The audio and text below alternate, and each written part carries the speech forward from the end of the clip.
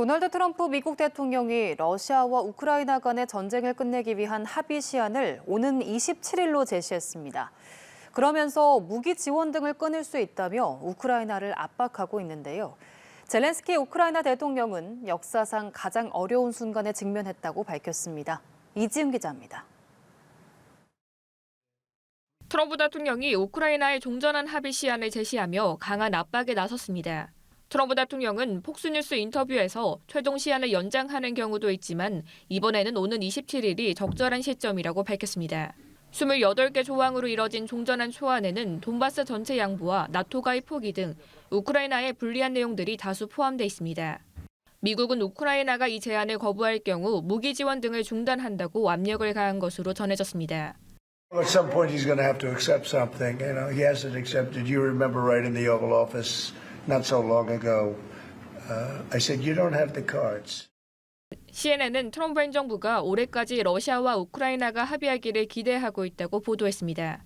다만 우크라이나가 협상안을 수용할지는 아직 미지수입니다. 젤렌스키 대통령은 우크라이나가 역사상 가장 어려운 순간 중 하나에 직면했다고 밝혔습니다. Зараз Україна може опинитися перед дуже складним вибором. Або втрата гідності, або ризик втрати ключового партнера. Або складні 28 пунктів, або вкрай важка зима.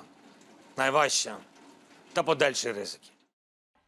젤렌스키 대통령은 우크라이나의 이익이 반드시 고려돼야 한다며 대안을 제시하겠다고 밝혔습니다.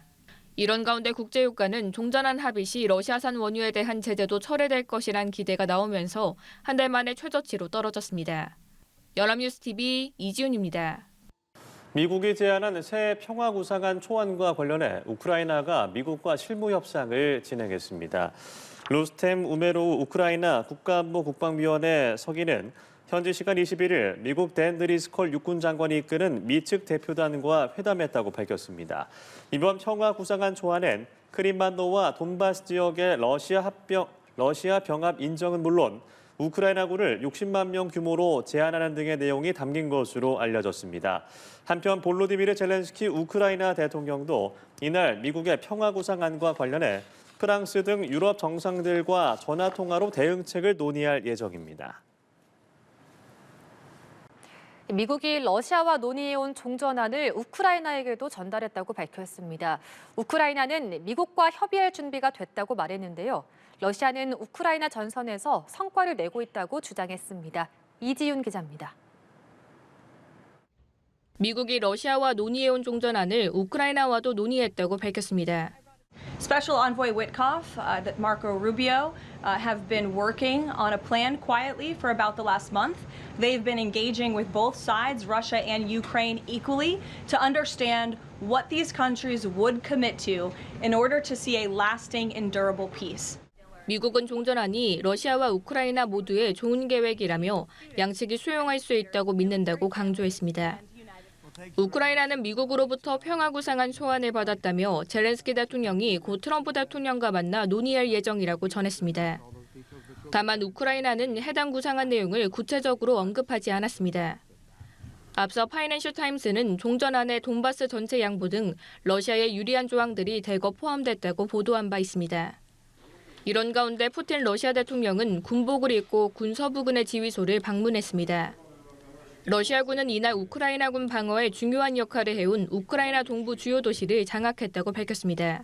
Созданы соединения группировки «Запад» освободили город Купянск и продолжает уничтожение формирований вооруженных сил Украины, окруженных на левом берегу реки Оскол. 러시아는 우크라이나 도네츠크주의 요충지인 포크로우스크의 70%를 통제하고 있다고 밝혔습니다.